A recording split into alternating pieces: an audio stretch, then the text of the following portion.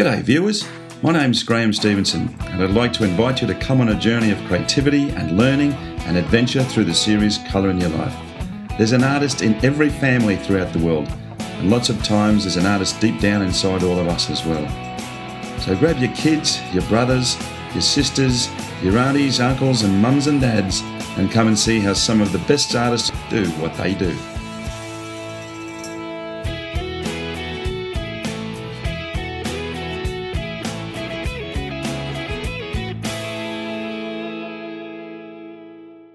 Well, hi folks. Well, we are in Dimboola in central Victoria in Australia, and we are on a farm, a country property. We're going to be spending the day with a lovely lady who's got some really interesting work. We're going to talk about it briefly, but Angela Walker, welcome to the show. Thanks very much, Graeme. Great to be here. We are on Angela's farm, and we're actually in her studio, and it's literally one of the best studios in a rural scene that I've seen in a long time. It's just great to be here.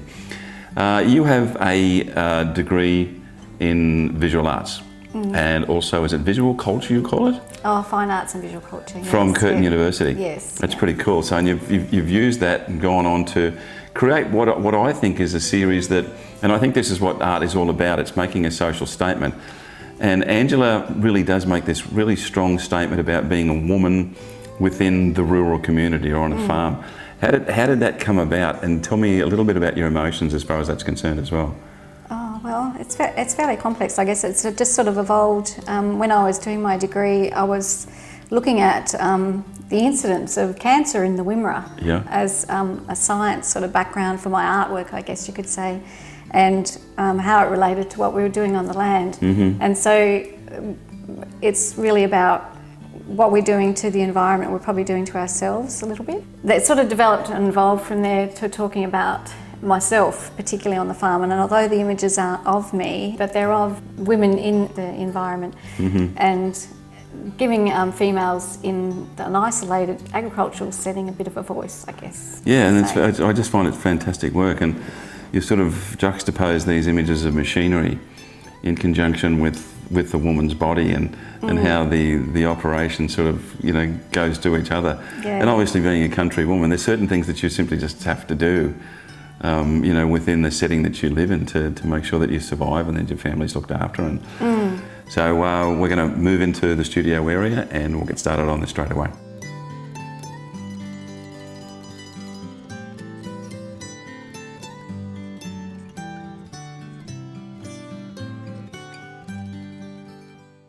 Okay, Angela, where do we start with? I can see you've already started it. Where do we go from here? Yeah, so I always do like an under drawing. It's just like an outline drawing, and from there I go on and paint in an underpainting. Yeah. And I just get a bit of DNA on there too, so you get extra bonus when you... So we know it's an original Walker. Yes.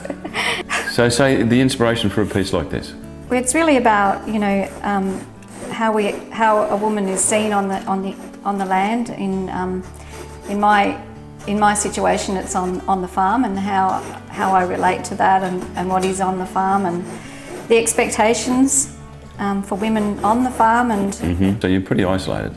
Yeah, we're very isolated. Yeah. My closest neighbour's a kilometre away, so and I'm often spending, you know, lots of days here on my own and don't see people. Could be, you know, apart from family, it could be for 2 or 3 days you don't see anybody. So it's a place where I can actually put my emotions of what's happening for me, and possibly a lot of other people that are in that situation, isolated, onto a canvas. So there's a visual representation of, you know, how I'm feeling and what's happening. And sure.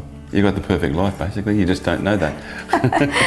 Well, everybody else is surrounded by people they don't want to be around. Yeah, that's true, yeah. The piece balanced. It looks like the top of a harvester. Oh, it's the top of an auger. Is it an auger? So it's an auger, yeah. Okay. And it's really just about how life is a balance. So I spend a lot of time out here. I'm probably in the studio at least 5 hours a day on average. Yeah. So I do spend a lot of time. And a lot of the pieces are, they've sort of got a bit of a quirkiness and a bit of humour, I guess, to them, because I mean, it's not that serious a thing, loneliness and being on your own and being a woman in the environment, but it can be. So it gives it sort of, you know, the two-edged sword, I guess. So that's pretty much what I would do for the drawing.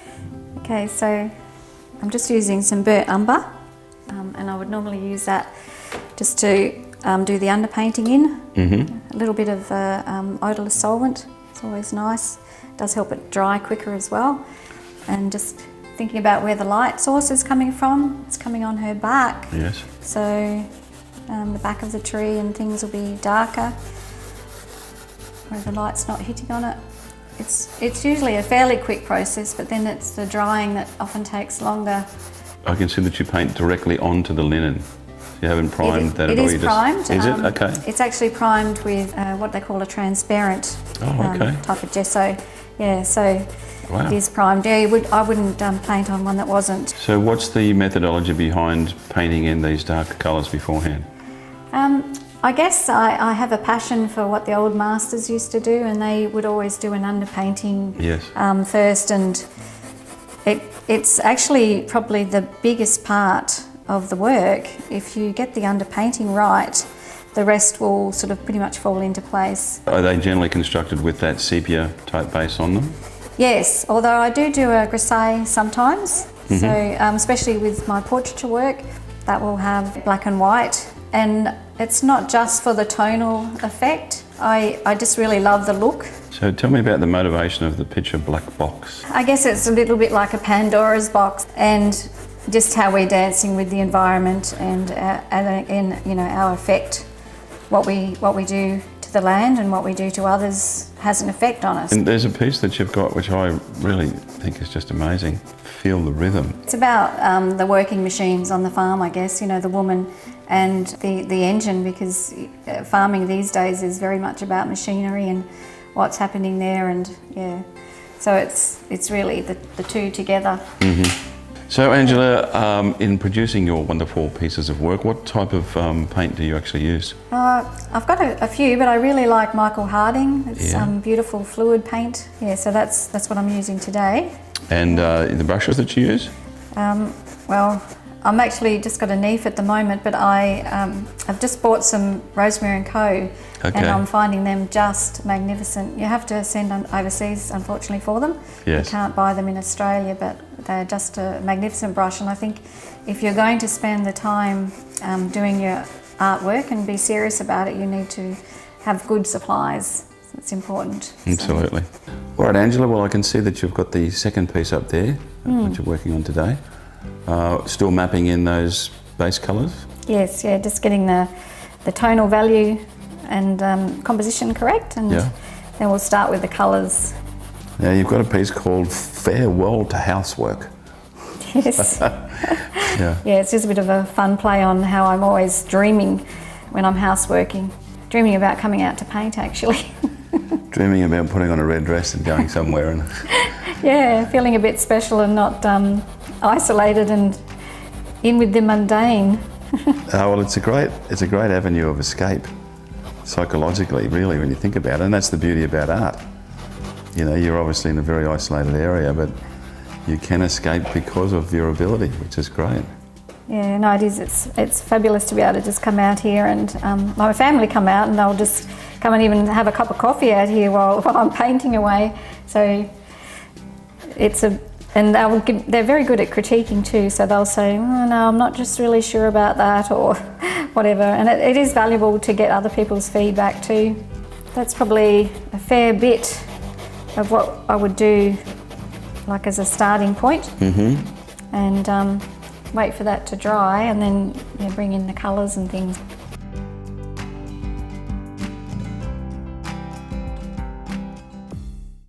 So I use a fairly limited palette, as I said, and I'm starting with the white. I place it around in a set area so that I know where I'm working from. So I do whites and then a yellow ochre, Naples yellow, gorgeous colour. Then I go to the reds. I have a couple of reds, a cool and a warm, so naphthol or vermilion, and alizarin crimson.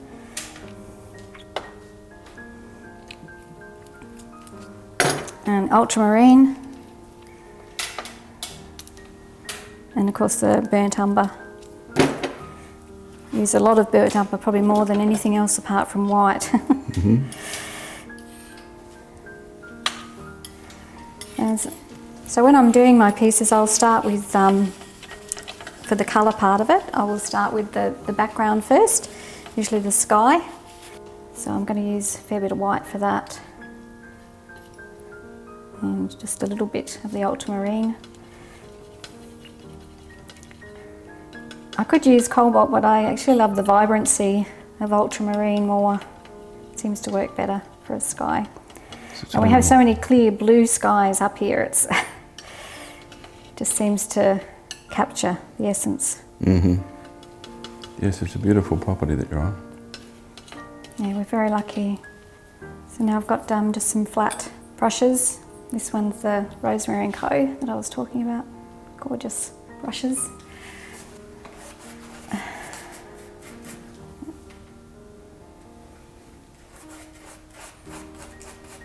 Just try and get it on as quickly as possible. The one thing about oil is you can actually move it around a fair bit. You've got a fair bit of time to get things how you want them. So I'll just do a little bit of a top like that, and then I'll just go straight in and add a little bit of ultramarine up the top. The sky's always darker up the top, so I think it's good to have a couple of colours in the sky. And sometimes at this stage I'll actually put just little touches around the place too, because it's good for unification. I think a lot of people can get a bit bogged down in detail, and it's actually really important to take your time and just block in to start with. So this process really is just blocking in the colour. So I've just finished the skyline, just to block in, as I said. I'm going to just clean my palette a little bit, and then I'll do the background. I'll just clean that a bit. And for the background, I'm going to use a little bit of the yellow ochre and some naphthol red. Naphthol red. Beautiful colour, look at that. Great colour, yeah. Peachy cream. And a nice flat brush again. Just use a little bit of the odorless terps. I tend to use that a fair bit more than liquids or anything like that. Just sometimes liquids can give a bit of a shiny finish. So tell me about the piece Floating Red. Yeah, so Floating Red, that's still talking about the female perspective and how sometimes you just don't have a voice. You just feel like you're sinking in amongst it all. And she's still in a ballerina type pose. Yes, yeah. For me, it's very much about the dance. I love dance. I love the movement of bodies. Yeah, the Flower Girl is another similar themed. Yeah. Yeah, just really talking about women and how we just sort of sometimes float around, trying to find our place in life and find our voice. So I always loved to dance, and my parents could never afford anything like that, and it probably wasn't really the done thing then either, you know. And even where I was brought up, which was sort of McLaren Vale area, there wasn't access to that sort of thing. So yeah, so I've always been interested in dance and movement and the emotions that can create. Okay, so I've nearly blocked all this in here. And once again, I'm just going to put a couple of splashes of the colour in through there, and that's all, as I said, part of the unification. It doesn't have to be much. Sometimes just a little bit makes a difference. So that's that one finished. For that process, get on to the next one.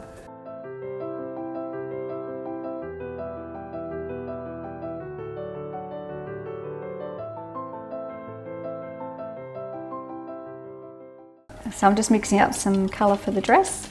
I tend to do a lot darker colours than what I'm going to finish with, and I save the highlights for last. So the blue is quite a strong blue. So you've got a picture of your lovely daughter as well. Yes, Laura. Laura. So what's the significance of the horseshoes welded to the back of her picture? It's actually not a horseshoe. Sorry, it's a what it is, and you're probably aware, a lot of young kids are into gaming. Yes. You know, the online games and dress ups and all the rest of it. So that's pretty much what it's about. It's a reference to war games. Oh, okay. That's funny. Yeah, so she used to do a lot of that. So. And you've still got a fairly large size brush that you've been using. Yes, I have. I think the reason for that really is to make you not be too precious about it. It just makes you mindful that you need to use a smaller brush only for the details. Yeah. When you're blocking in, which we still are here at this stage, it's just about getting the colour down. So you also run workshops as well out here in this wonderfully isolated part of the world. Rather than doing classes, and I can do individual classes I suppose, but I tend to do workshops so that people can actually have a full session. You know, if you're going to come the distance or whatever, it's better to do a weekend of it. And I think it's better because you actually get a bit of continuity then. But you've got a fantastic studio space. I have, yeah. I certainly have room for plenty of people in here. It's wonderful, it's wonderful. Yeah. And if anybody wants to join Angela on her property out in Dimboola, I mean, it's just beautiful. There's a billabong at the back of the property as well, and trees everywhere, birds, and just amazing. They can go to angelawalkerart.com. That's correct. And have a look at what she's got in there, her work, the workshops, anything else that you would care to have a look at, and then just have a chat to Angela about being out here. It's a wonderfully isolated place, and I just love being here, I really do. It certainly lends itself to plein air if you wanted to do that too. So I am very fortunate. So I don't just have a great studio, I've got a great place to be in as well. So yeah, you've got all of those big old dead and live gum trees down on the water banks down there, and they're like character ridden through them everywhere. Yeah, lots of Aboriginal or Indigenous heritage around this area. Yeah. You know, we've got canoe trees and all sorts. It's just a beautiful spot. The piece Little Mary, it's one of my favourite pieces of yours. Tell me a little bit more about that. I just love the fact that there's a little girl there, we can't see who she is, and there's a sheep that looks a little bit like an artificial sheep. What's the story there? Yeah, I wanted the sheep to be almost like a toy. So it's got that, you know, soft fluffiness to match with the fact that it's a little girl. And I think the fact that you can't see her face lends it to be lets your imagination decide who it might be. And yeah, I really enjoyed painting that piece. It actually was sold before I had even finished it. I can understand why. Then there's pieces like Lunchtime. So there's long legs, short red dress, red high heels. Yeah, quite evocative. Yeah, just you know, like I said, the woman's role, you know, and our expectations, or the expectations for us as a woman on the land. Yeah. Yeah, so it's just a bit of a fun piece, really.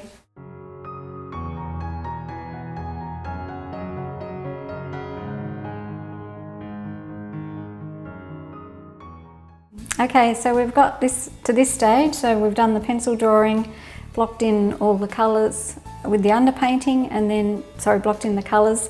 And now we're at the stage where I've put in a few just fine lines that make it scroll off into the distance. Okay, so I've just got my skin tones now, and I'm just going to add with this fancy little dagger brush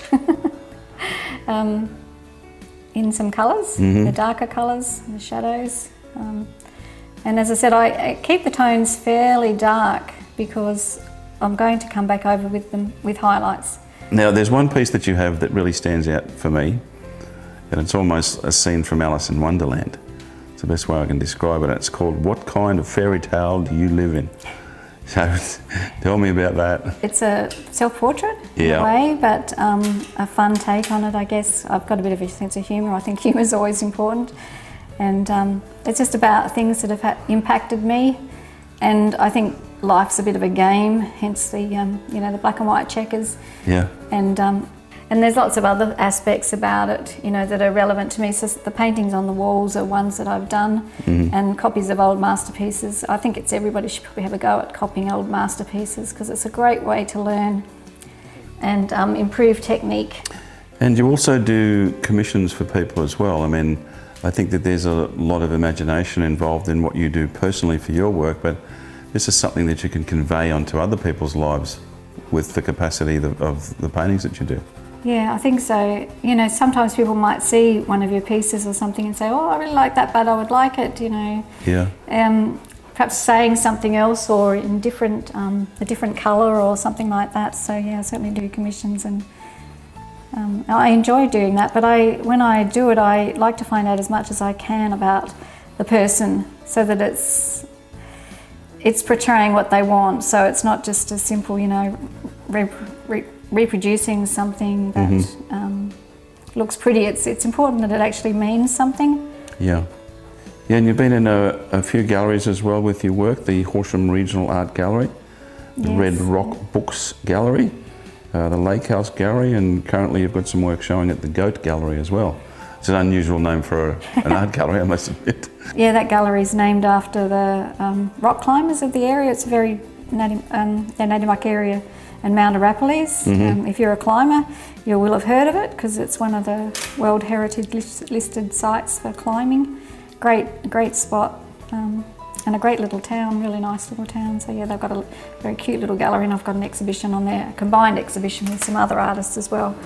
Okay, so I'm probably not going to finish much more of the painting now, because it's pretty much done. You've seen all the technique and that sort of thing, that's what it's about.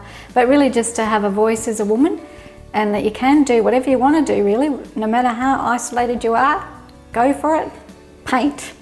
It's awesome. It's fantastic, and as you can see, there's the finished picture. Thank you so much for having us in your studio today. Thanks so much for coming. It's been awesome. Awesome, awesome, awesome.